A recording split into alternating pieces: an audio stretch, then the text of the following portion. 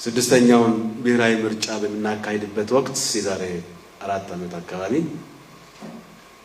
እንደ ዓለም እንደ ሀገርም እንደ አፍሪካም የገጠመን ፈተና የኮሮና በሽታ ትጠፋለች ወይም ደግሞ እንጠፋለን የሚል ስጋት ውስጥ ወደቅንበት ከፈጣሪ በታች መላው የኢትዮጵያ ጤና ባለሙያዎች የራሳቸውን ሕይወት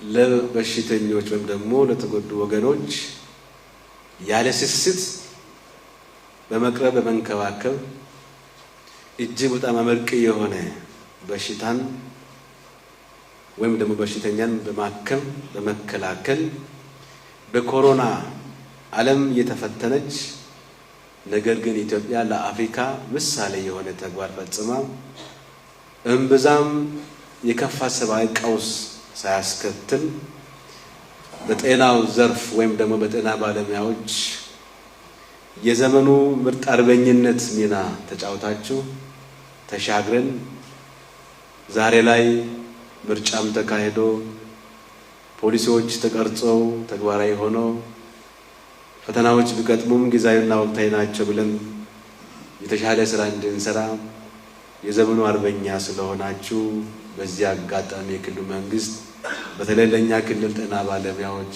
ከፍተኛ ምስጋናና አድናቆት ያቀርብላቸዋል። የጤና ባለሙያዎች ለኢትዮጵያ ብልጽግና አርበኞች ናቸው። የዜጎችን ጤና መጠበቅ መንከባከብ ላለምነው ብልጽግና እጅግ በጣም ወሳኝ ስለሆነ ጤናው ያልተጠበቀ ዜጋ ምርታማ ሊሆን አይችልም። የምርታማነት ግቦችን በአራቱ ማዕዘን ግብ ብንቀርጽም ራዕይ ብንቀርጽም ጤናማና አምራች የሆነ ዜጋ ካልተፈጠረ ወይም ካልኖረ ምርታማ ሊሆን አይችልም። ምርታማ ያልሆነ ጤናማ አእምሮ የሌለው ዜጋ ብልጽግናን ሊያሳካ አይችልም። ከአጭር ጊዜ አኳያ ኢትዮጵያ የአፍሪካ የብልጽግና ተምሳሌት ትሆናለች ብለን ራዕይ ሰንቀን ወደ ተግባር ስንገባ በማህበራዊ ትልማችን ጤና ባለሙያዎችን ይዘን ጤና ሴክተሩን ይዘን ጤና ዘርፉን ይዘን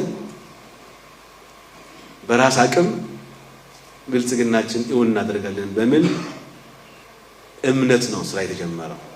ይሄም ደግሞ በተጨባጭ ለውጦች እየተመዘገቡ ናቸው የሚገኙት። ዛሬ በዚህ መንገድ ክልላዊ ማጠቃለያ መድረክ ፈጥረን ለመነጋገር የተፈለገበት ዋና ዓላማ